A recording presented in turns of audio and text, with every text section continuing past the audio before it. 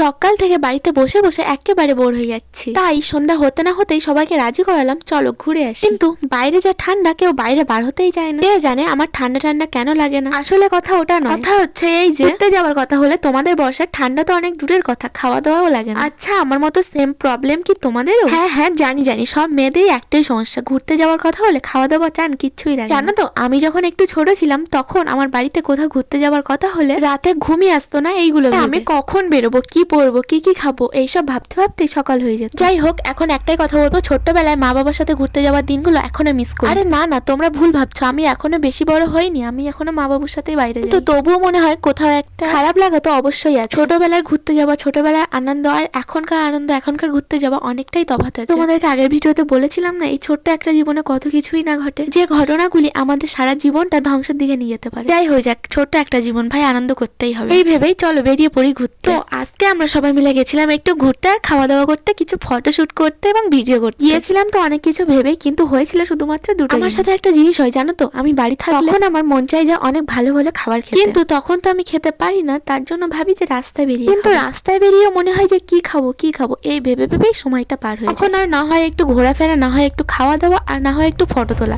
এইভাবেই কাটে সময়। আর আজকেও ঠিক সেইভাবেই। I hope thanks for watching guys.